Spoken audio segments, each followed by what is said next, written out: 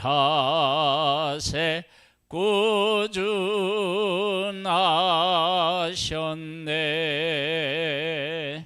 아멘.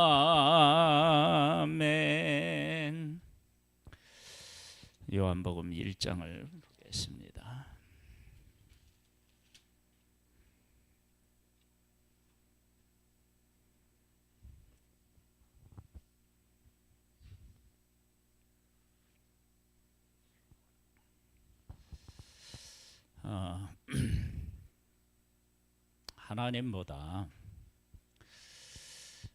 하나님보다 사람이 앞설 수는 없어요.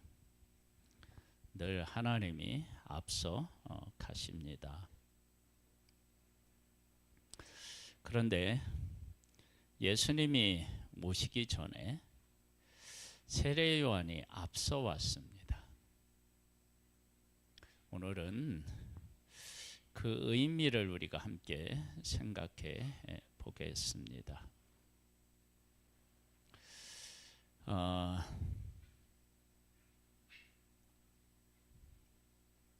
구약에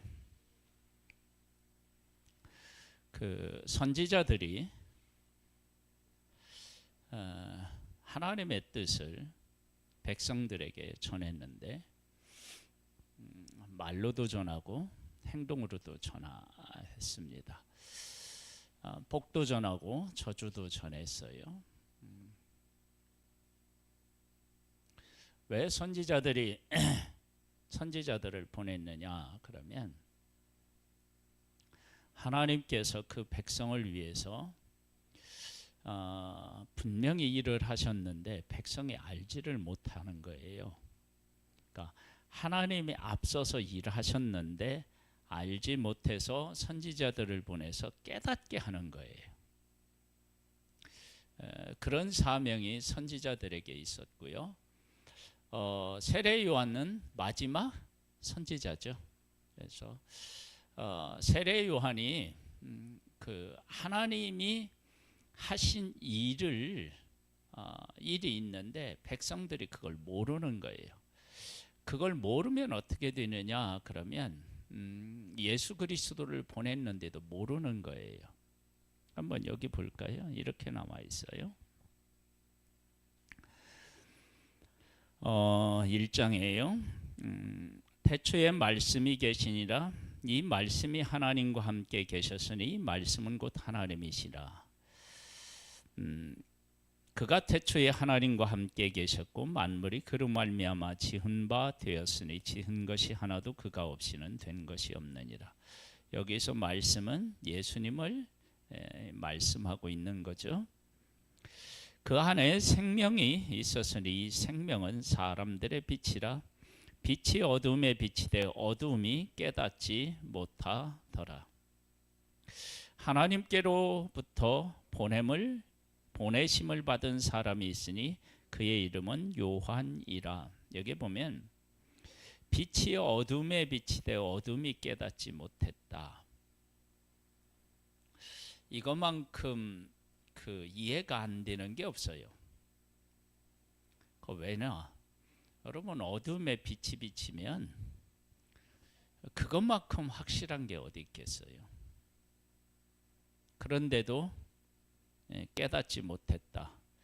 그것은 얼마나 사람이 하나님에 대하여서 눈을 감고 살고 있는지를 잘 보여주고 있는 거예요. 그러니까 이 세상에 되어지는 일들이 있죠. 막 어디죠?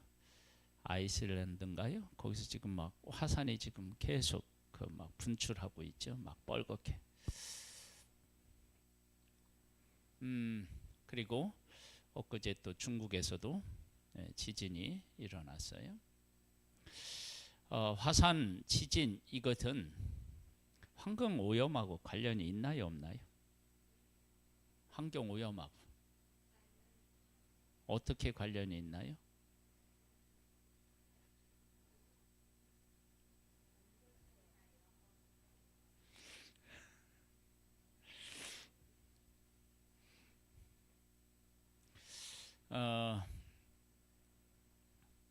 밖에 공기가 더워지거나 추워지거나 그러면 그게 지진, 그 다음에 화산 이런 거하고 관련이 있나요?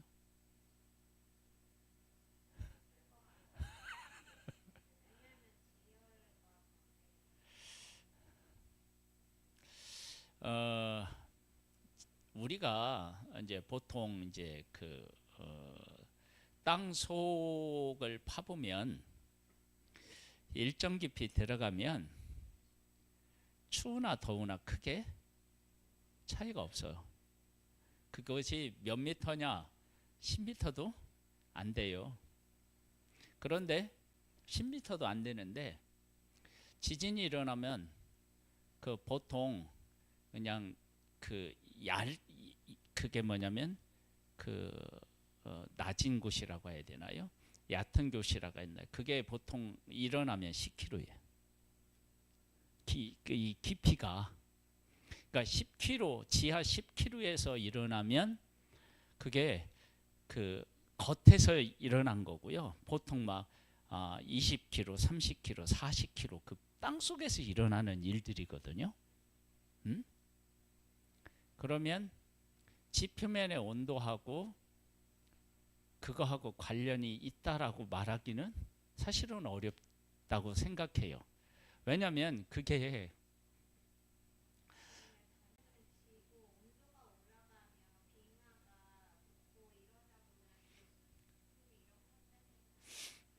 그리고 예전에는 지금처럼 환경 오염이 안 돼 있을 때도 빙하기가 있었고요. 또 빙하기에서 해빙기 같은 경우가 있었다고요. 그때는 뭐냐면은 이 오존층 파괴 뭐 이런 거하고는 아니라고요. 지금 우리가 이제 살아가는 이 시대가 석유를 통해 가지고 이런 일들이 있었는데, 그럼 그 이전에는 어떻게 설명해야죠?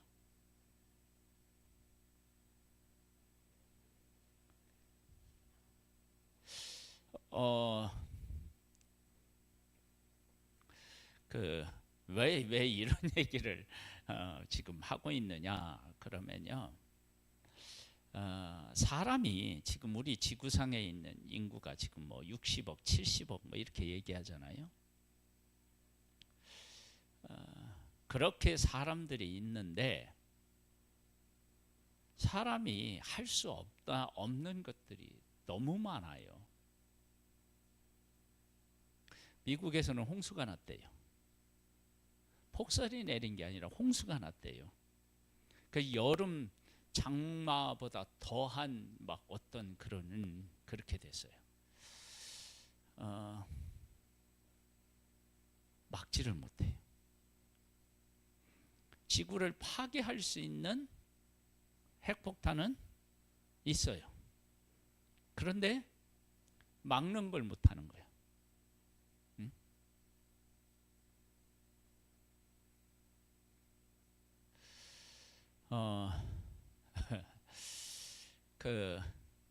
우리 인간은요, 그렇게 능력이 있는 것 같지만 사실은 아무것도 아닌 거예요.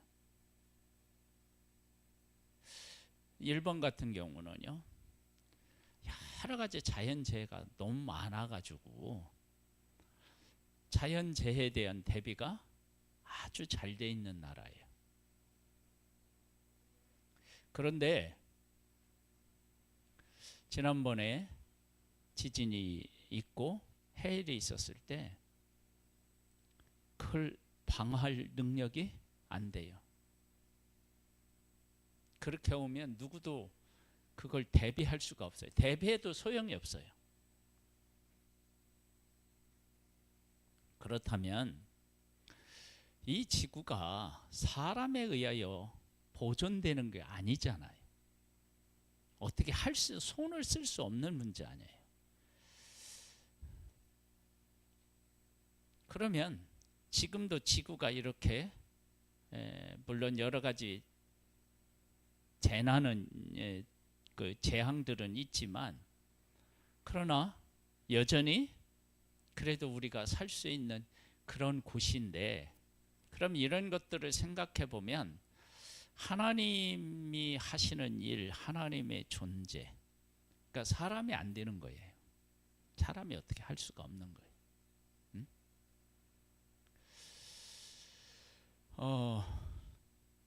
그런데 이걸 누가 하느냐? 자연이 그렇게 한다. 그럼 자연이 그렇게 진화해서 왔다 그러면 자연이 무엇을 할 수 있어야 되느냐면 이런 지진이라든지 해일 이런 문제를 어떻게 스스로 물론 그런 일이 있어야 자연이 정화가 되고요. 또 선순환이 되어 그런 것들이 있어야. 그렇죠? 그런데 그런 것들이 자연이 스스로 통제하고 하는 일이 아닌 거예요. 그렇다면 이거 하나님이 하시는 것인데 하나님이 하신 것을 인정하지 않아요. 지금도 진화론 얘기하는데요. 진화론이 아닌 게요. 아니라는 것을 과학자들이 알아요. 그런데 그 문제를 포기하면 뭐밖에 안 남느냐? 창조론밖에 안 남는 거예요. 하나님을 인정할 수가 없잖아요.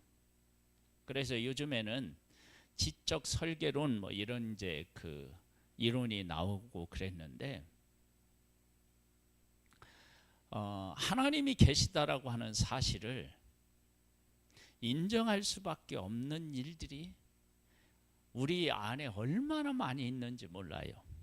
그런데도 하나님을 인정하지 않아요.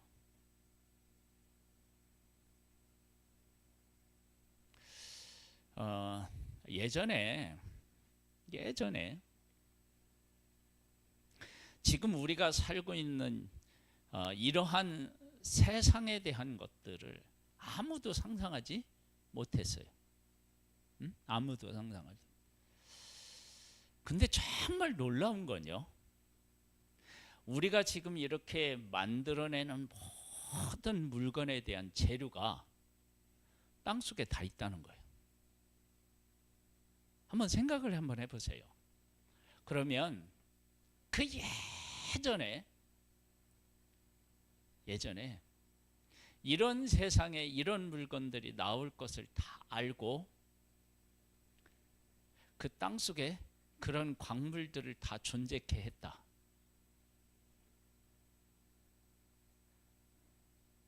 그거 어떻게 생각하세요? 네?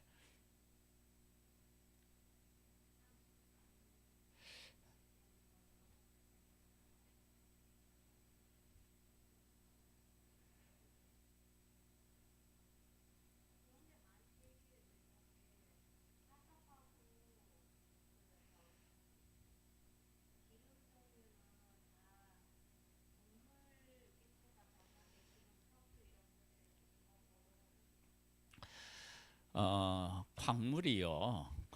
광물이 있는데, 네, 그게 있는데, 지금 그러니까 우리가 어렸을 때에도 그런 것이 전혀 필요치 않은 광물들이 지금은 필요한 광물이 있어요. 근데 그 필요한 것들이 땅에 다 있다는 거야. 땅속에.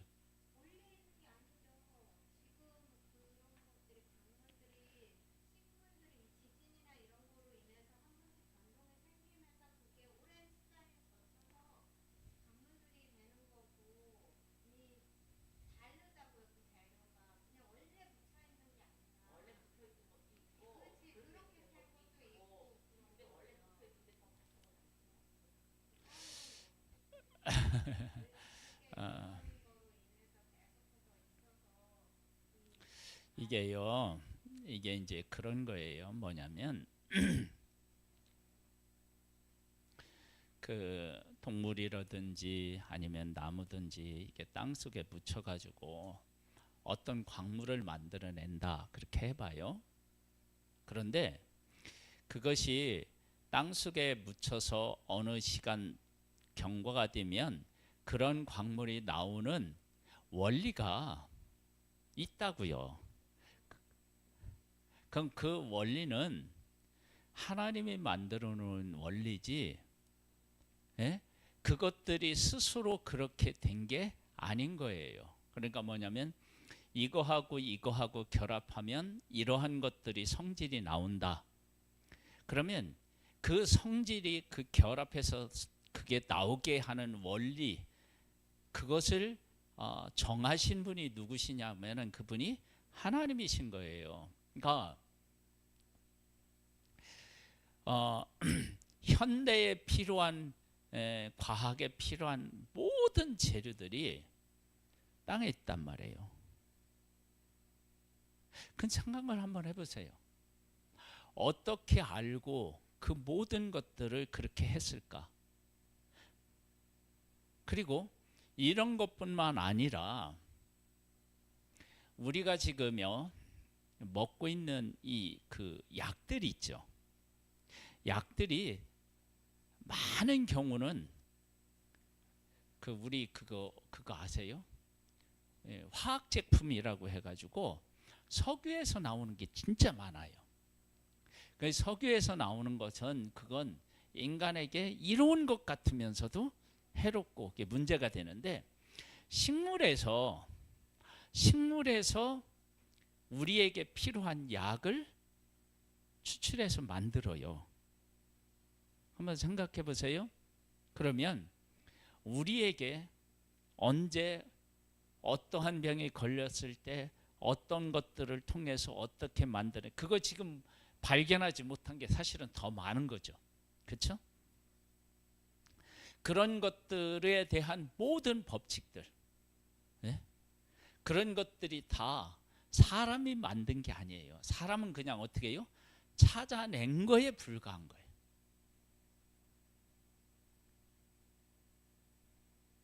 우리 예전에 우리 도자기 같은 것도요, 고려 청자, 이조 백자, 이거 구현을 지금 못 하고 있잖아요.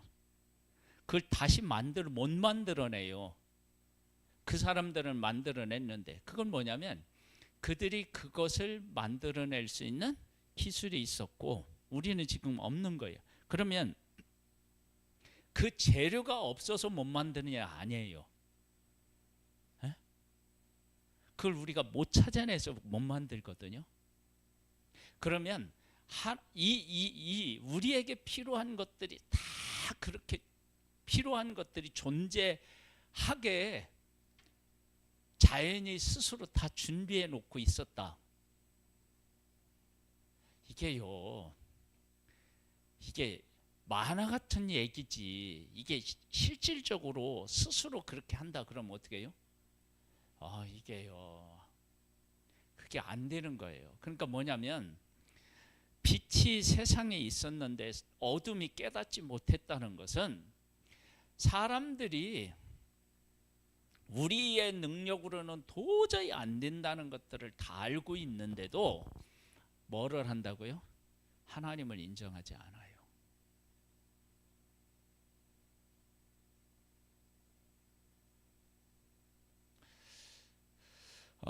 우리의 삶에서도 하나님께서 우리를 위해서 하신 일들이 얼마나 많아요.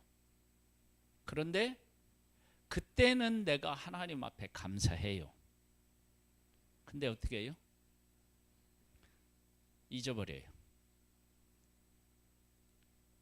그러니까 하나님을 믿는다라고 하는 사람들조차도 잊어요. 그 다음에 여기 보면 이런 얘기가 있어요.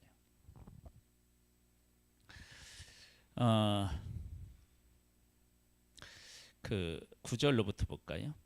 참빛 곧 세상에 와서 각 사람에게 비치는 빛이 있었나니 그가 세상에 계셨으며 세상은 그로 말미암아 지은 바 되었으되 세상이 그를 알지 못하였고, 세상이 하나님을 알지 못하는 것은 그래도 어떻게 해요?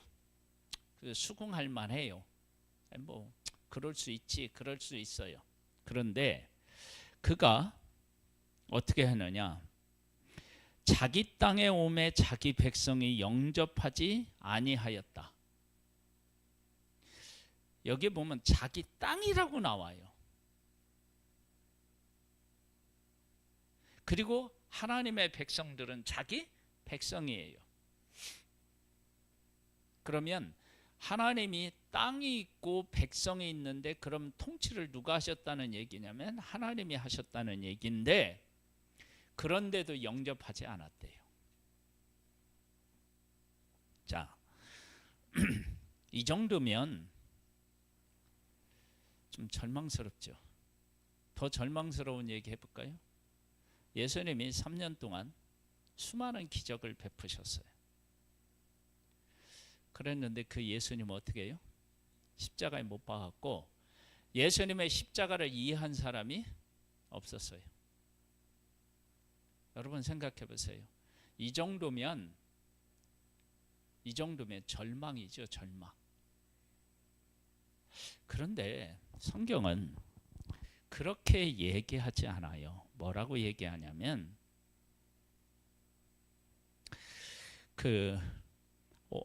6절로 다시 한번 가봐요.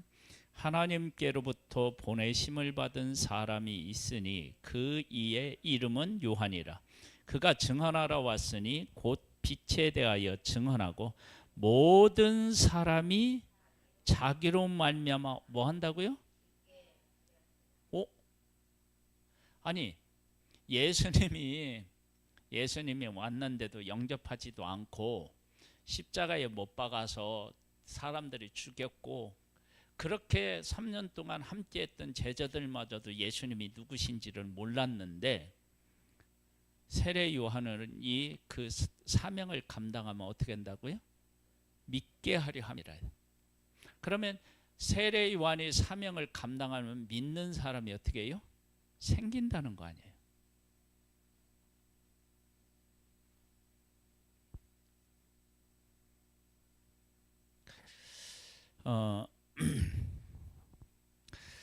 우리가 이 세례 요한에게 사명을 주시고 그 사명을 감당했을 때 믿게 된다라고 하는 이 사실을 우리가 기억해야 됩니다.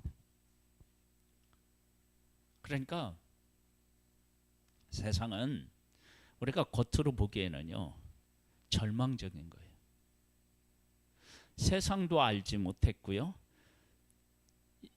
그 예수님이 자기 땅 자기 백성에게도 왔는데도 영접하지 않았어요.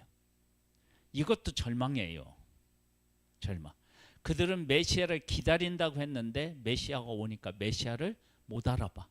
거부해요. 못 알아볼 뿐만 아니라 메시아인 것이 드러났는데도 거부해. 얼마나 큰 죄인이에요. 그리고 3년 동안 예수님이 모든 기적들을 다 행하시고 사람들 입에서 메시아가 오신다 하더라도 저런 기적을 베풀 수는 없다라고 할 만큼 사람들에게 베푸셨는데, 그런데 십자가에 못 박을 때 예수님의 십자가를 이해하고 함께한 사람이 아무도 없어요.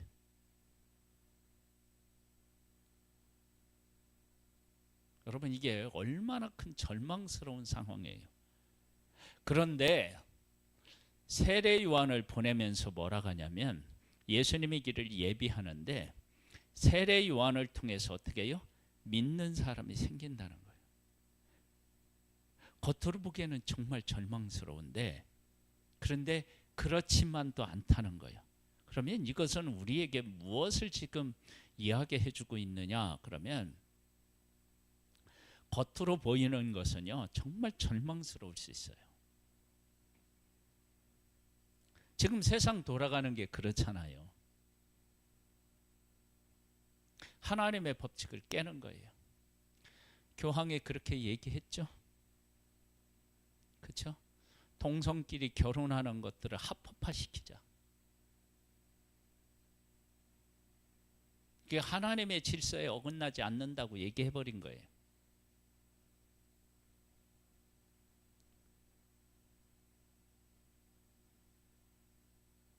그리고 곳곳에서 기독교에 대한 그런 어떤 반발 이런 게 얼마나 큽니까? 이런 상황에서 우리가 할 수 있는 게 뭐가 있을까라고 생각해 보면요, 절망스럽죠. 그런데 세례 요한이 예수 그리스도 길을 예비하러 왔고 그 일을 하면 자기로 인하여 어떻게 해요? 믿게 하려 함이라. 믿는 일들이 생기는 거예요.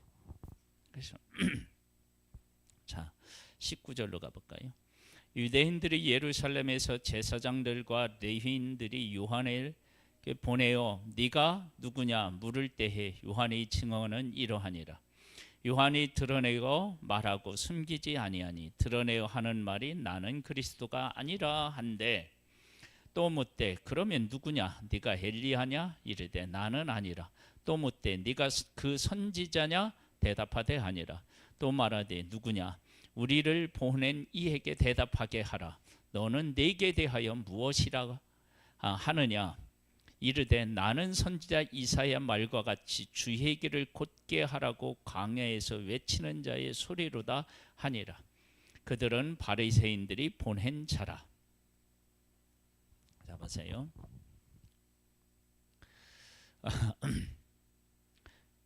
우리가 처음에 이 설교를 시작하면서 어떤 얘기를 하면서 시작했죠?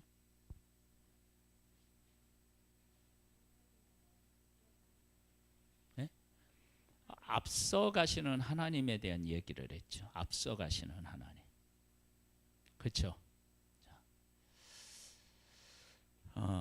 예수님 6개월 전에 세례 요한이 먼저 태어나서 예수님의 길을 예비해요. 그런데 이 세례 요한이 언제 예수 그리스도에 대한 반응을 보이죠?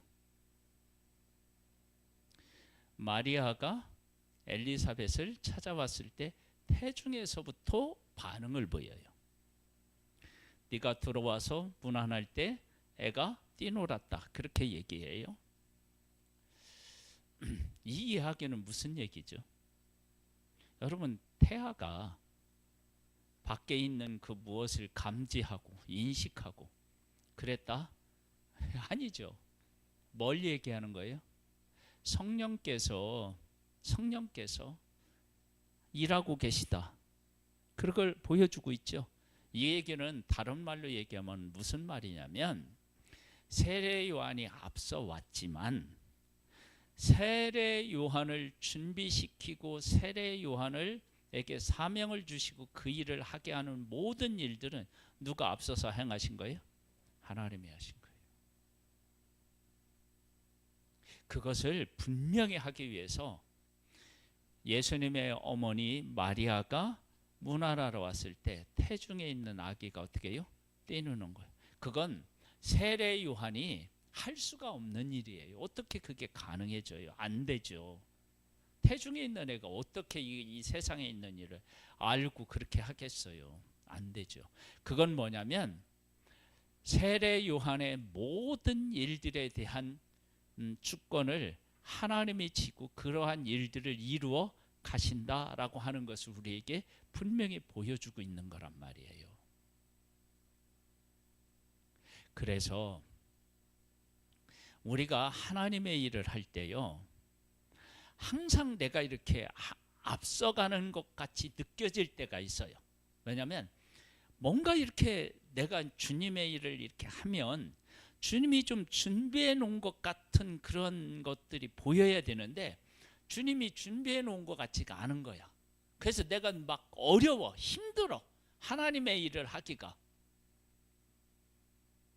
그럴 때 하나님 좀 앞서 가시죠, 그렇게 얘기할 수 있는데, 자, 이거요 살짝만 이렇게 바꿔서 생각해 보면 뭐냐면, 하나님의 일이 내가 보기에도 제대로 지금 안 되고 있어.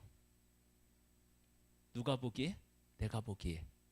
그러면 그렇게 하나님 뜻 안에서 보고 느끼고 하는 그런 내가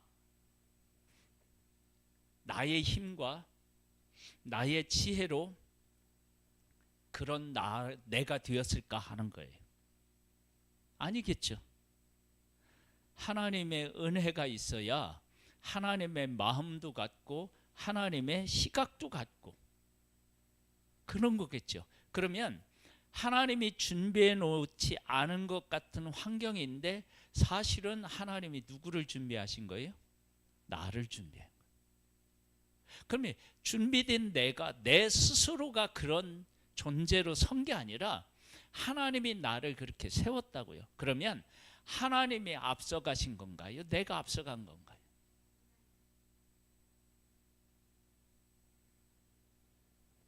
하나님은 환경은 준비되어 있지 않은 것 같은데 하나님의 사람을 준비시켜 놨다고요. 근데 이 하나님의 사람이 환경을 보고 하나님이 아무것도 안 하셨다라고 생각하면 하나님 입장에서 보면 어떻게 해요? 얼마나 이게 답답하겠느냐는 거예요.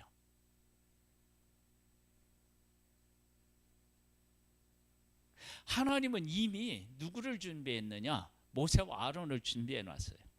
모세와 아론을 준비하는데 하나님이 그들을 준비시키는데 얼마나 걸렸어요? 애들이 죽을 때 모세의 부모님이 결혼해서 자식을 낳아서 모세가 80세 됐을 때 보낸다고요.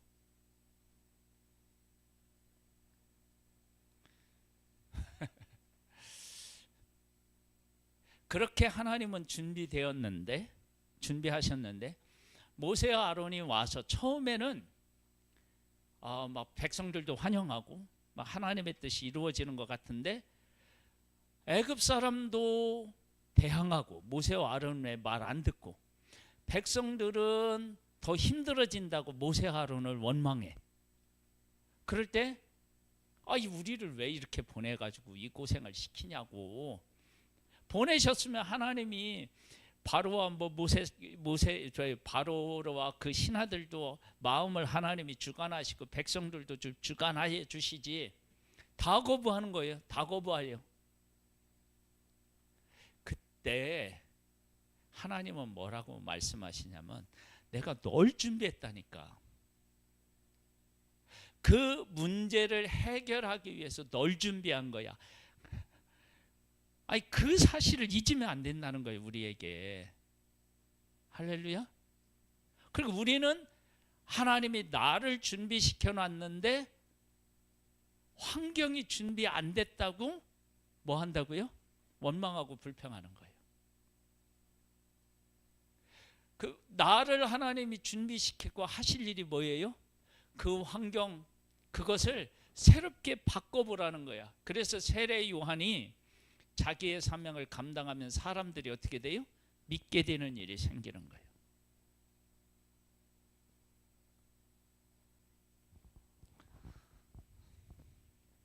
그러면 하나님이 나를 준비시켰다 그러면 내가 가야 할 길이 어떻다는 거예요? 힘들고 어려운 거예요. 절망스러운 같은 환경이 쫙 펼쳐질 수도 있는 거예요.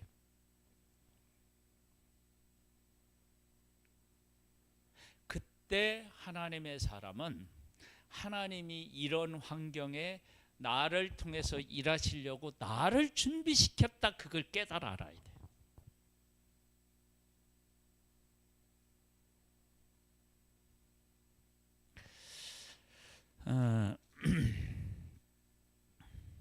어디로 가시느냐면요, 3장으로 한번 가보세요. 22절 가보세요. 22절. 그 후에 예수께서 제자들과 유대 땅으로 가서 거기 함께 유하시며 세례를 베푸시더라. 요한도 살렘 가까운 에논에서 세례를 베푸니 거기 물이 많음이라. 그러므로 사람들이 와서 세례를 받더라. 요한이 아직 옥에 갇히지 아니하였더라. 이에 요한의 제자 중에서 한 유대인과 더불어 정결 예식에 대하여 변론이 되었더니 그들이 요한에게 가서 이르되 라삐어, 선생님과 함께 요단강 저편에 있던 이 곧 선생님이 증언하시던 이가 세례를 베풀매 사람들이 다 그에게로 가더이다. 요한이 대답하여 이르되 만일 하늘에서 주신 바 아니면 사람이 아무것도 받을 수 없느니라. 이 이야기는 오늘 새벽에도 나누었 얘기인데요. 요한에게 수많은 사람이 몰려들었잖아요. 그 몰려들 때 요한은 어떤 생각을 했어요? 하나님이 보내주셨구나. 그런 생각을 한 거예요. 그 다음에 자기를 떠나서 예수님에게로 간 것을 하나님이 이 일을 하셨구나. 그렇게 받아들인 거예요. 내가 말한 바 나는 그리스도가 아니요 그의 앞에서 보내심을 받은 자라고 한 것을 증언할 자는 누구라고요? 너희 제자들 너희들이다. 그렇게 이야기한 거예요. 신부를 취하는 자는 신랑이나 서서 신랑의 음성을 듣는 친구가 크게 기뻐하나니 나는 이러한 기쁨으로 어떻게 해요? 충만하였다. 세례 요한에게 수많은 사람이 왔다가 어떻게 해요? 그 예수 그리스도에게로 어떻게 해요? 싹 쏠려가는 거예요. 그러면 하나님 중심이 아닌 사람이라면 이렇게 어떻게 됐을까요? 네. 시험 들죠. 이 요한의 제자들이 그 일 때문에 시험 든 거 아니에요. 그런데 세례 요한은 뭐라고 하냐면 그는 흥하여 해왔고 나는 어떻게 해요? 쇠하여야 하리라. 나는 예수 그리스도에게 사람들이 가서 예수님을 만나는 그 모습을 보면 나는 기쁨이 충만하다 그러는 거예요. 이 모습을 보면 세례 요한은 환경의 지배를 안 받고 누구 중심이었어요? 하나님 중심이었어요. 우리에게 지금 요구하는 게 그거라니까요. 그러니까 하나님 앞에서 준비된 사람이라고 하는 것이 뭐냐 그러면 하나님 중심인 거예요. 하나님이 나에게 보내주실 때 하나님이 보내주셨구나.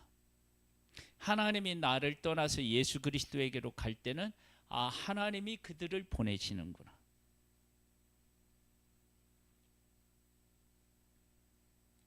그것이 준비된 사람의 모습이에요. 그렇게 준비된 사람을 통해서 누구에게로 가는 거예요? 예수 그리스도에게 가서 예수 그리스도를 메시아를 만나서 사람들이 새로운 인생을 살게 되는 거예요. 그 일에 지금 세례 요한이 쓰임을 받았다고요. 그러니까 우리들이 하나님의 일을 한다, 부름을 받았다, 소명을 받았다라고 할 때 하나님이 나를 쓰실 수도 있고 나를 한 걸음 뒤에 물러가 있게 하실 수도 있다고요. 그때 하나님 중심인 사람은 뒤로 물러서라 갈 때 어떻게 해요? 물러서는 거예요. 그리고 전면에 나설 때는 어떻게 해요? 나서는 거예요. 즉 환경의 어떤 지배를 받지 않는 거예요. 얘기했죠? 세례 요한이 등장할 때요. 세상을 하나님이 만드시고 세상 가운데 계셨는데 알지 못했어요. 빛이 어둠에 왔는데 어둠이 깨닫지를 못했어요. 자기 땅에 오매 자기 땅에 왔다고요. 예수님이 자기 땅, 자기 백성들 가운데 오셨다고요. 그런데 영접하지 않았어요. 얼마나 이게 뭐냐면은 절망스러운 거예요. 지금 우리로 말하면은요, 예배당에 우리 교회에 예수님이 오셔서 그런데 우리가 예수님을 못 알아보는 거야. 거부하는 거야. 그러면 교회는 어때요? 이건 절망이지 않겠어요? 지금 이스라엘이라고 하는 하나님이 택한 나라가 꼭 그랬던 거예요. 그런데 세례 요한이 와서 자기의 사명을 감당하면 어떻게 된다고요? 사람들이 믿는 일이 생긴대요. 그런데 이 세례 요한이 어떻게 그러한 역할을 잘 감당할 수 있었느냐 그러면 그 중심이 뭐에 있었다고요? 하나님 중심이었다고요. 그러니까 하나님 중심인 사람은요, 환경의 지배를 뛰어넘어요. 다시 한번 얘기해요. 이건 아주 중요한 얘기예요. 환경이 정말 절망적이에요. 그때 하나님은 뭘 하신다고요? 아니, 앞서가시는데 어떻게 앞서가셔요? 나를 준비시켰다니까요. 그런데 우리는 하나님이 나를 준비시켰는데 환경이 왜 준비 안 됐냐고 얘기를 해요. 환경을 변화시키기 위해서 나를 준비시켰다니까요. 근데 우리는 어떻게 해요? 하나님으로부터 사명을 받고 환경이 왜 이러냐고 하는 거야. 그건 우리의 뭐라고요? 사명인 거예요. 소명인 거예요. 이해가 되시죠?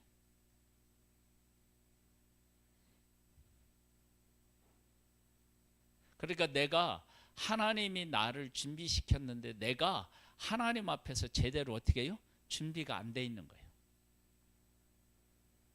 제대로 준비되어 있으면 어떻게 해요?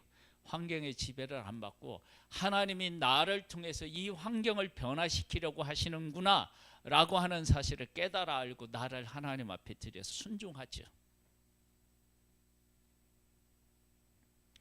우리에게 그와 같은 삶이 되어야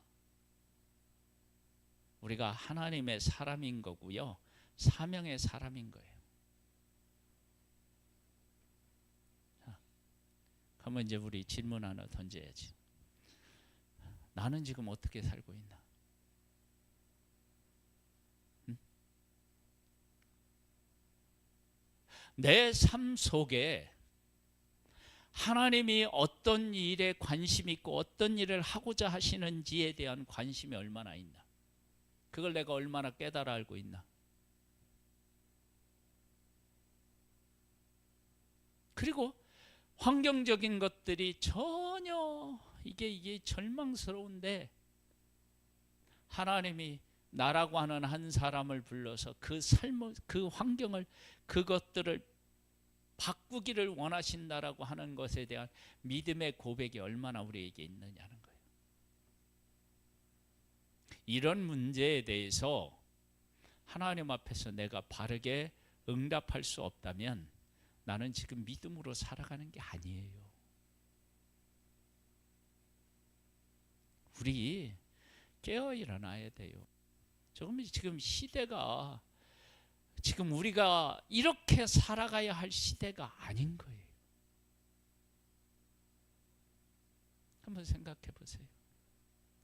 시대는 지금 막 그 쓰나미처럼 막 세상 문화가 막 밀려와서 교회까지 막 이렇게 막 무너뜨리려고 하고 있는데 우리의 관심은 하나님의 나라, 영혼에 관심이 없고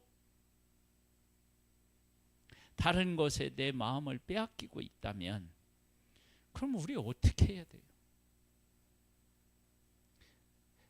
하나님의 사람이 하나님의 중심으로 깨어있지 못하는 그것이 가장 위험한 때예요. 환경은 괜찮다니까요. 그건 왜냐하면 우리가 깨어있으면 환경을 어떻게 해요? 바뀔 수 있어요.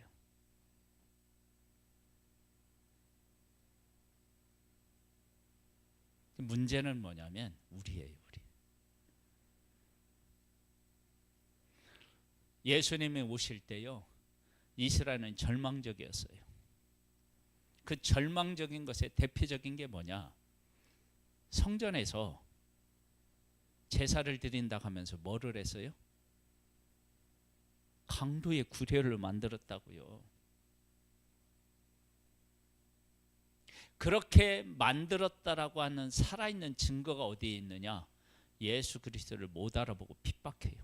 예수 그리스도가 메시라는 걸 아는데도 일부러 어떻게 해요? 거부해버려요. 그러할 때 세례 요한은요, 예수 그리스도의 길을 예비했고요, 세례 요한을 통해서 예수 그리스도를 만난 사람들이 많아요.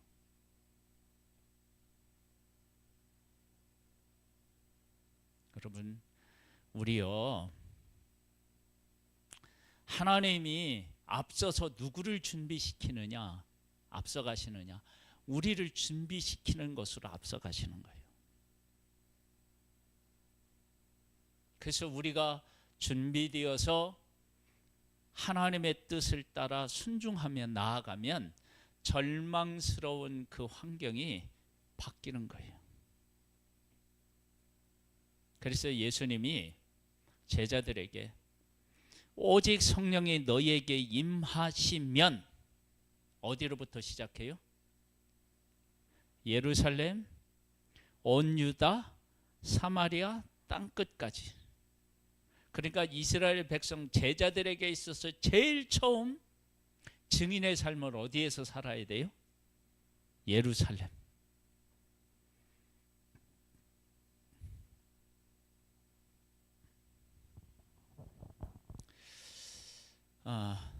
앞서서 준비하시는 하나님이 누구를 준비하신다고요?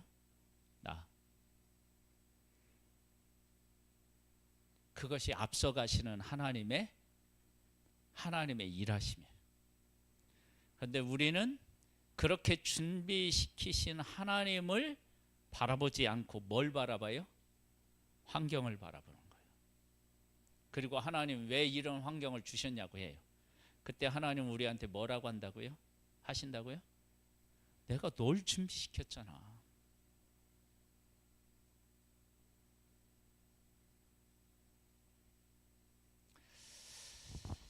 앞서가시는 하나님이 나를 준비시켜서 나를 통해서 세상을 변화시키시기를 원하신다는 이 사실을 깨달아 알고 우리 깨어 일어나야 되겠습니다.